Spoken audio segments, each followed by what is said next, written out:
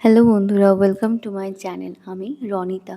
বন্ধুরা, আমরা প্রত্যেকেই জানি যে আজকে একটি বিশেষ দিন। আজকে বিশ্বকবি রবীন্দ্রনাথ ঠাকুরের মৃত্যু দিবস। তো আমি তার তিরোধান দিবসে তারই জীবনের কিছু কথা তোমাদের সঙ্গে শেয়ার করব। তো আমি ভিডিও শুরু করার আগে তোমাদের প্রত্যেকের কাছেই রিকোয়েস্ট করব যে প্লিজ তোমরা ভিডিওটা পুরোটাই শোনো। আশা করি তোমাদের প্রত্যেকেরই ভালো লাগবে। তো চলো দেরি না করে ভিডিও শুরু করে ফেলি।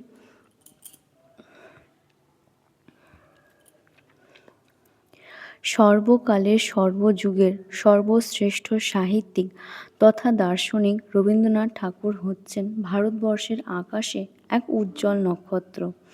তিনি অমর হয়ে আছেন প্রতিটি ভারতবাসীর হৃদয়ের মাঝে।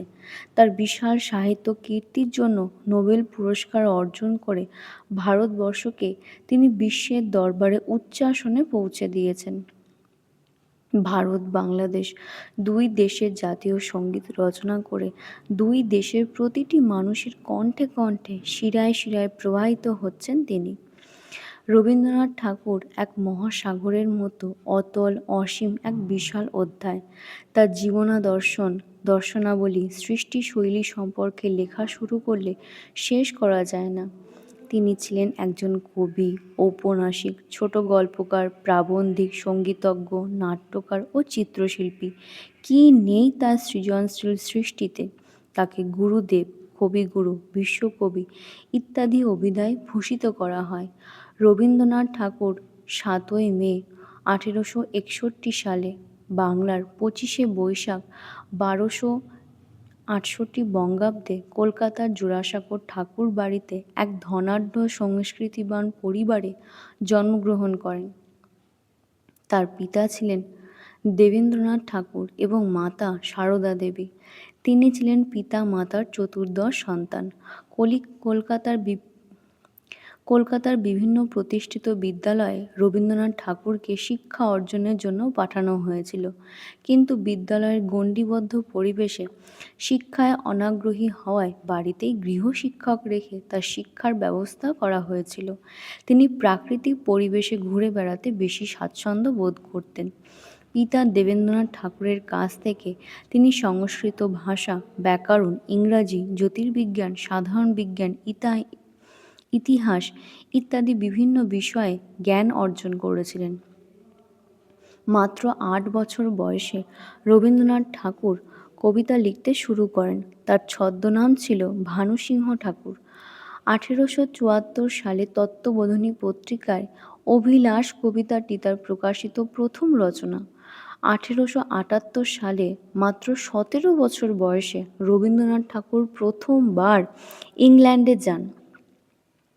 সেখানে তার ইংরাজি ভাষা সাহিত্যের সাথে গভীরভাবে পরিচয় ঘটে। রবীন্দ্রনাথ ঠাকুর মোট ১২ বার বিশ্ব ভ্রমণে বেরিয়েছিলেন। তিনি প্রায় ৩০টিরও বেশি দেশ ভ্রমণ করেছেন। বিভিন্ন দেশে সংবর্ধিত হয়েছেন। ভ্রমণকালে তিনি বিভিন্ন বিখ্যাত ব্যক্তিদের সঙ্গে সাক্ষাতের সুযোগ পেয়েছেন, যেমন Albert Einstein, Robert Frost, George Bernard Shaw, H C. Wells প্রমুখ। ১৮৭৩ সালে রবীন্দ্রনাথ ঠাকুরের মৃণালিনী দেবীর সঙ্গে বিয়ে হয়। তাদের মোট ৫ সন্তান জন্মগ্রহণ করে। তাদের মধ্যে ২ জনের অতি অল্প বয়সেই মৃত্যু ঘটে। ১৯০২ সালে তার পত্নী মৃণালিনী দেবীর মৃত্যু হয়।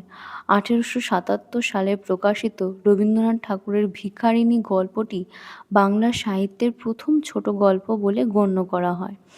১৮৯১ সালে পিতা দেবেন্দ্রনাথ ঠাকুরের আদেশে তিনি অবিভক্ত ভারতের নদিয়া, পাবনা, রাজশাহী ও ওড়িশার জমিদারি তদারকি শুরু করেন। কুষ্টিয়ার শিয়ালদহে কুঠি বাড়িতে তিনি দীর্ঘ সময় অতিবাহিত করেছিলেন। গ্রামবাসীরা তাকে খুব সম্মান করতেন। তিনি তার বিভিন্ন রচনাতে ফুটিয়ে তুলেছেন গ্রাম বাংলার ছবি। ১৯০১ সালে রবীন্দ্রনাথ ঠাকুর শিয়ালদহ ছেড়ে পশ্চিমবঙ্গের বীরভূম জেলার বোলপুর শহরের উপকণ্ঠে শান্তিনিকেতনে সপরিবারে বসবাস আরম্ভ করেন। এখানে তিনি ব্রহ্মচর্যাশ্রম নামে একটি বিদ্যালয় প্রতিষ্ঠা করেন। ধীরে ধীরে তার প্রতিষ্ঠিত বিদ্যালয়ের খ্যাতি ছড়িয়ে পড়ে দেশে বিদেশে। প্রথাগত শিক্ষা ব্যবস্থার বিপরীতে প্রাকৃতিক পরিবেশে শিক্ষার্থীর নিজস্ব প্রতিভার বিকাশই তার শিক্ষানীতির মূল বৈশিষ্ট্য। 1921 সালে তিনি এই বিদ্যালয়কে বিশ্বভারতী বিশ্ববিদ্যালয়ে উন্নীত করেন। তিনি নোবেল পুরস্কারের সঙ্গে প্রাপ্ত নগদ অর্থ বিশ্বভারতী বিশ্ববিদ্যালয়ের উন্নতির জন্য ব্যয় করেন। উচ্চশিক্ষার গুরুত্ব সম্পর্কে রবীন্দ্রনাথ ঠাকুর বলেছেন, উচ্চশিক্ষা হলো সেটাই যা আমাদের শুধু জ্ঞানই দেয় না, বরং আমাদের জীবনের উদ্ভাবও নিয়ে আসে। 1951 সালে এটি ভারতের একটি কেন্দ্রীয় বিশ্ববিদ্যালয়ের মর্যাদা লাভ করে।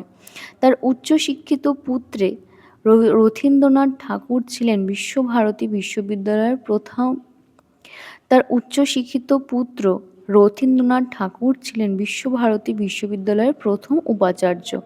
দেশ বিদেশে প্রচুর ছাত্রছাত্রী এই বিশ্ববিদ্যালয়ে অধ্যয়ন করতে আসে। রবীন্দ্রনাথ ঠাকুর 1905 সালে বঙ্গভঙ্গ বিরোধী স্বদেশী আন্দোলনের সঙ্গে জড়িয়ে পড়েন। ইংরেজদের বিরুদ্ধে ভারতবাসীকে একতার মন্ত্রে উজ্জীবিত করতে তিনি বিভিন্ন দেশাত্মবোধক গান, কবিতা ইত্যাদি রচনা করেছিলেন। 1910 সালে রবীন্দ্রনাথ ঠাকুরের বিখ্যাত কাব্যগ্রন্থ গীতাঞ্জলি প্রকাশিত হয়।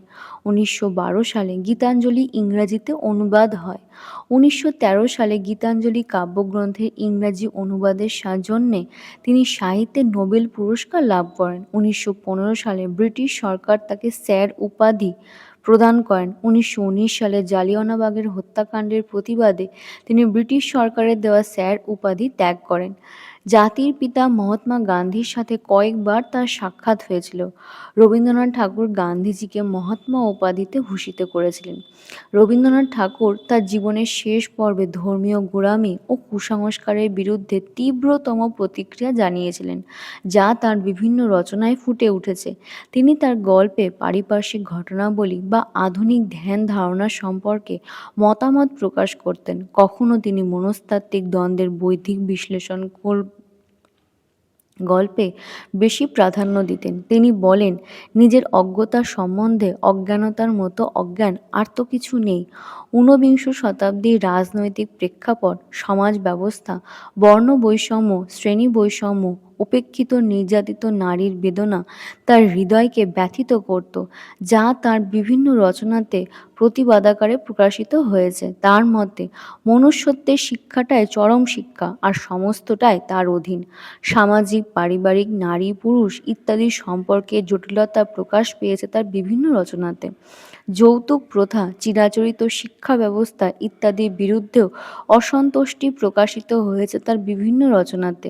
আধ্যাত্মিক থেকে পার্থিব কিছুই বাদ যায়নি তার রচনাতে। তিনি বলেন, প্রত্যেকটা মন আর একটা মনকে খুঁজেছে নিজের ভাবনার ভার নামিয়ে দেওয়ার জন্য,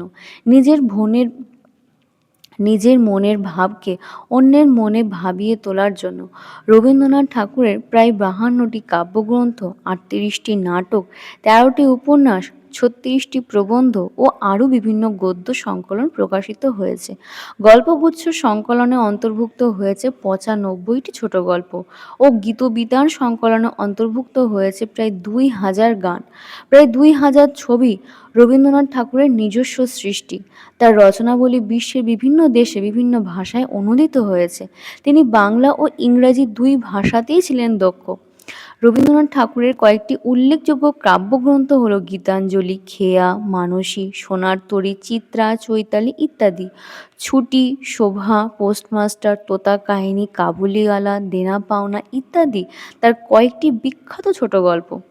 বউ ঠাকুরানীর হাট, রাজর্ষি, চোখের বালি, গোরা, শেষের কবিতা ইত্যাদি তার বিখ্যাত উপন্যাস। জীবনস্মৃতি, ছেলেবেলা ও আত্মপরিচয় হচ্ছে তার আত্মকথামূলক গ্রন্থ। এছাড়াও রয়েছে তার অসংখ্য সৃষ্টিকর্ম।